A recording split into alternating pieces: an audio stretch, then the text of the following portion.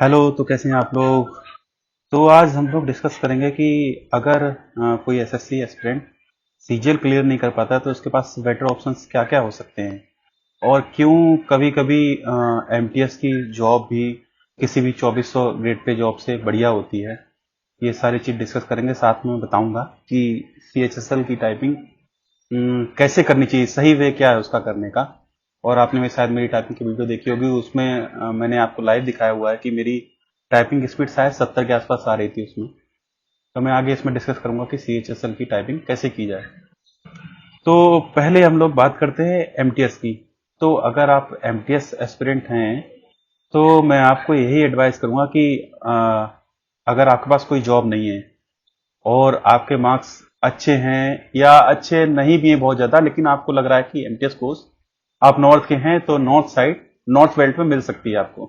जैसे आप यूपी के हैं तो राजस्थान या मध्य प्रदेश या इसी साइड कहीं मिल सकती है, तो आप उसे ज्वाइन करने चले जाइए, नो डाउट, कोई दिक्कत नहीं है उसमें। ठीक है, अगर आपके पास कोई जॉब नहीं है तो एमटीएस की।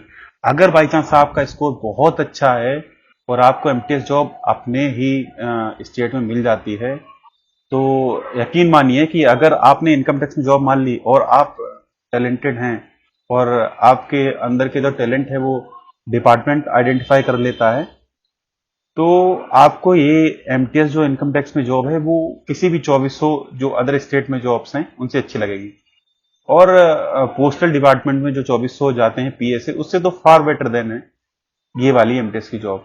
क्योंकि मैं इनकम टैक्स में सर्विस करता हूं, आपको मालूम ही होगा जो लोग मेरे संपर्क में हैं। तो मैंने देखा हुआ है कि जो एमटीएस पर बच्चा है, आगे सीजीएल और सीएचएसएल में, तो जब एमटीएस में आप लग गए तो सीएचएसएल की पोस्ट के लिए बहुत ज्यादा नीड नहीं है आपको, तो सीधा आप सीजीएल के लिए तैयारी कर सकते हैं। या आपके अंदर वो टैलेंट है कि आप चाह रहे हो कि मुझे बैकअप मिल गया एमटीएस का, तो आप डायरेक्ट ही सिविल सर्विसेज की प्रिपरेशन कर सकते हैं। अगर एमटीएस में आप मान लो कि 20 साल में भी लग गए हैं, 19-20 साल में, तो आपके पास बहुत अच्छा बैकग्राउंड बन जाएगा, क्योंकि आपको ये बेस मिल चुका होगा एमटीएस इनकम टैक्स में। और जॉब प्रोफाइल भी अच्छी है, आप में टैलेंट होता है तो बहुत अच्छा काम देते हैं आपको। उसके बाद आप अगर वहां भी रहते हैं, अभी न्यू आरआर नहीं आया है, तो आराम से आपका जो अभी का टाइम है वो 4 साल में आप एमटीएस से टीए बन जाओगे, टाइपिंग पास कर दे ही।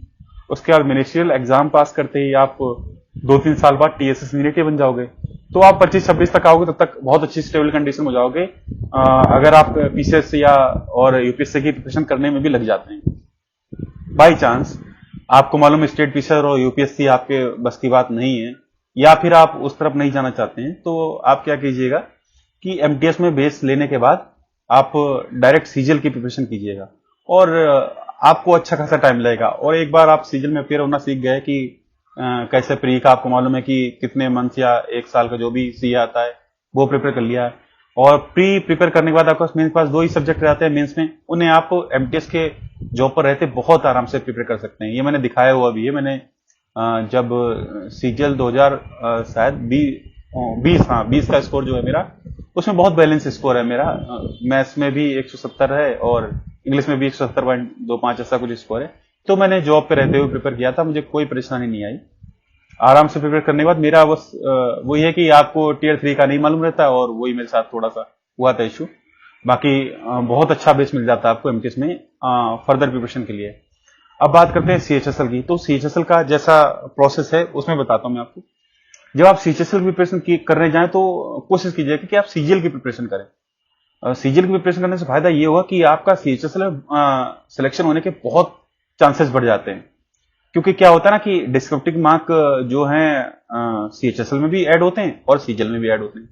और सीएचएसएल में ये हो जाता है कि आपको शायद सिर्फ एक ही, शायद एक या दोनों ही लिखने पड़ते हो। सॉरी, बहुत दिन से सीएचएसएल दिया तो याद नहीं, लेकिन आपको प्रैक्टिस हो जाती है कि सीजीएल और सीएचएसएल का दोनों पैटर्न सा एक साथ सीजीएल प्रिपरेशन करेंगे तो सीएचएसएल में जल्दी प्रिपरेशन, जल्दी चांसेस रहते हैं आपके सिलेक्शन होने के, अगर आप सीजीएल के एस्पिरेंट हैं। फॉर एग्जाम्पल, अगर आपने 200 में मार दिए हैं, मान लो 160 का स्कोर कर दिया है, और आप 100 में से टीयर 3 में जो टीयर 2 होता है सीएचएसएल में, उसमें भी अगर आप 60 के आसपास ले आते हो तो आपका सिलेक्शन श्योर हो जाता है। बस ये हो कि उस साल एग्जाम लेवल ठीक ठाक कंडीशन का आया हो, बहुत ईजी ना आया हो, वरना आपको भी प्री में बहुत अच्छा स्कोर करना पड़ेगा। सीएचएसएल का प्री और टीयर 2 होने के बाद आपको उससे पहले से टाइपिंग स्टार्ट करनी होती है। टाइपिंग के लिए मैं सबसे अच्छा तरीका आपको बता रहा हूँ जो मैंने किया है और आज तक कभी कोई टाइपिंग में कहीं पर सीखने नहीं गया हूँ। आप क्या कीजिएगा कि एक टाइम हमेशा आप रेगुलर रहिएगा और न्यूज़पेपर से टाइपिंग कीजिएगा। आप न्यूज़पेपर नहीं भी पढ़ते हो तब भी इंग्लिश का न्यूज़पेपर आप कोशिश कीजिएगा कि घर पे डेली आए और उसको शाम के टाइम वैसे भी आप जब पढ़ेंगे तो हैबिट भी लग जाएगी थोड़ा पढ़ने का, तो वो आपको पैसेज में हेल्प करेगा। पैसेज में हेल्प करने के अलावा जब आप उसका एडिटोरियल आप टाइपिंग के तौर पे करेंगे तो वो टाइप करते टाइम थोड़ा बहुत ध्यान जाएगा और जो एडिटोरियल वाला पेज होता है उसके पैसेज कभी कभार सेम टू सेम आपको सीजल में इसमें भी दिख जाते हैं। तो वो बहुत बढ़िया रहेगा आपके लिए, आपकी टाइपिंग के लिए। प्लस क्या कीजिए कि आजकल आप जान रहे हैं कि ऑनलाइन टाइपिंग हो रही है, तो एक टाइम कोई भी टाइम आप एक ऑनलाइन 2-3 दिन में भी आप लगाएंगे तब भी चल जाएगा। मेरे केस में मैंने क्या किया था कि सिर्फ जो न्यूज़पेपर है उसी पे टाइपिंग की थी, आज भी उसी पे करता हूँ जब मुझे नीड होती है। तो 7-8 दिन में वापस से टाइपिंग ठीक हो जाती है, कभी बिगड़ जाती है, बहुत दिन नहीं करी हो टाइपिंग। अभी टाइपिंग के टेस्ट में अपियर हुआ था, जो डिपार्टमेंटल एग्जाम होता है उसमें भी अपियर हुआ था, तो ओके था। ऑन एन एवरेज लोग 1 या 1.5 पेज कर रहे थे और हमें 4 पेज मिले थे, तो मैं चौथा पेज कवर कर रहा था, तो काफी अच्छी स्पीड थी और लोगों के कंपैरिजन में। तो ये आपके लिए काम करेगा।